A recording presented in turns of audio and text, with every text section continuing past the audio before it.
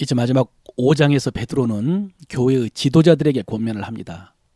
여러분, 지금 상황은 조금씩 더해지는 고난을 통해서 교회가 어려운 시기였고 또 불시험이라고 불리울 만큼 가혹한 환란이 다가오고 있는 시기였습니다. 구체적으로는 네로가 로마를 불태우고 그 책임을 기독교인들에게 돌렸던 그 즈음입니다.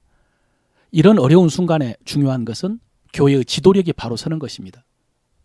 여러분, 원인이 어디 있든 교회의 권위와 질서가 무너지는 것은 불행 중의 불행입니다. 이것은 국가나 가정에서도 마찬가지입니다. 다른 공동체에서도 마찬가지입니다. 이를 위해서 베드로는 먼저 교회의 연장자들, 지도자인 장로들에게 권면을 합니다. 여기서 장로는 지금의 교회 장로님들보다는 목회자를 가리킨다고 할 수 있습니다. 먼저 베드로는 자신을 함께 장로된 자라고 했습니다. 너희 중 장로들에게 권하노니 나는 함께 장로된 자요. 여러분, 이것은 베드로의 겸손이면서 동시에 그 직분을 존중히 여기는 모습입니다. 사실 정확하게 말하자면 베드로는 오늘날 총회장 이상의 위치입니다.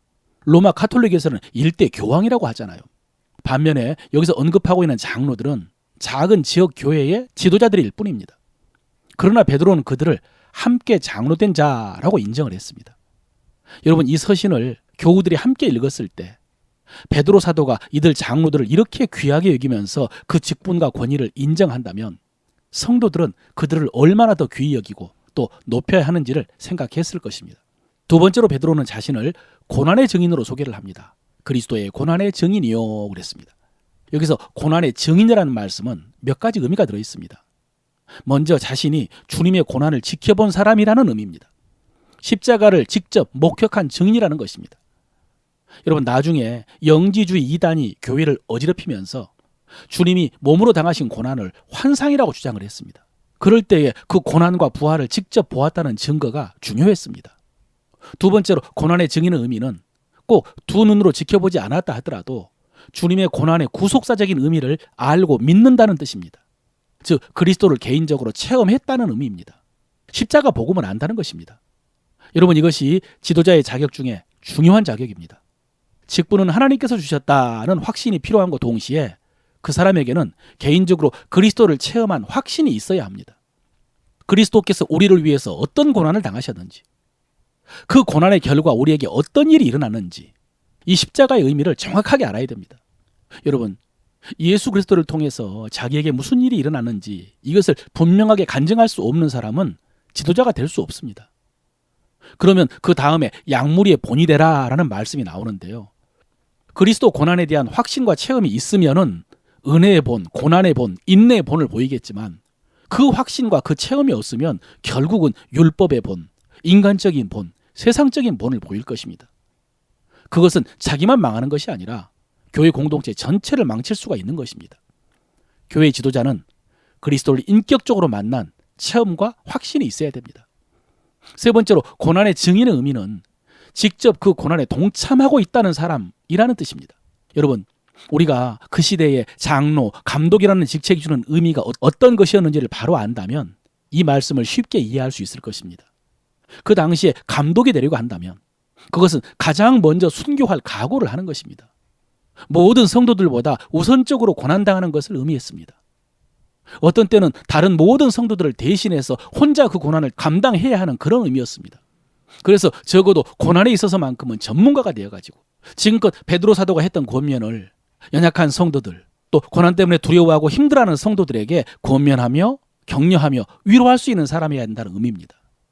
여러분, 이것은 자기 자랑이 아니라 간증입니다. 자기가 높아지는 무용담이 아니라 그리스도를 위해서 받는 고난을 간증하는 것입니다. 사실 우리가 아는 대로 베드로는 처음에 이 고난의 증인이 되지를 못했습니다. 그리스도의 고난을 지켜보았지만은 자기는 그 고난에 동참하지를 못하고 마지막 순간에 주님을 부인하고 도망쳐버렸습니다. 그런데 주님께서는 그 고난을 피하지 않으시고 당하는 모습을 베드로는 지켜보았습니다. 그리고 그런 연약한 자기를 정죄하지 않으시고 부인하지 않으시고 여전히 친구요 동역자로 불러주시는 것들을 경험을 했습니다.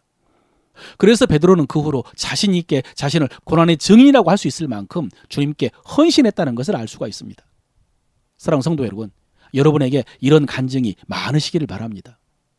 마지막으로 베드로는 자신을 나타날 영광에 참여할 자라고 했습니다. 여러분, 우리에게는 이런 분명한 확신이 있어야 됩니다. 자의식이 있어야 됩니다. 우리의 믿음은 그냥 고난을 참는 것, 그냥 견디는 것이 아니라고 했습니다. 영광을 바라보면서 그것을 알고 믿기에 인내하는 것입니다. 자기 힘으로 인내한 것 아닙니다. 그러면 그냥 맷집 좋다라고 인정될 것입니다. 그러나 우리는 분명히 약속된 것, 바라는 것이 있습니다. 나타날 영광입니다. 바울도 로마서에서 현재의 고난은 장차 우리에게 나타날 영광과 좋게 비교할 수 없다라고 했습니다. 여러분에게 이 믿음, 이 분명한 영광을 바라보는 믿음이 있으시기를 바랍니다.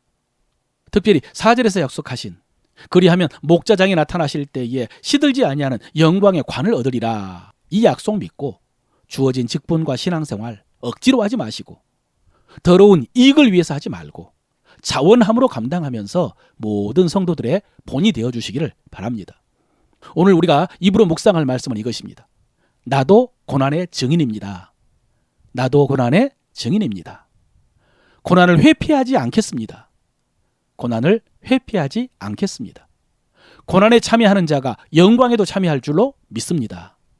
고난에 참여하는 자가 영광에도 참여할 줄로 믿습니다. 아멘.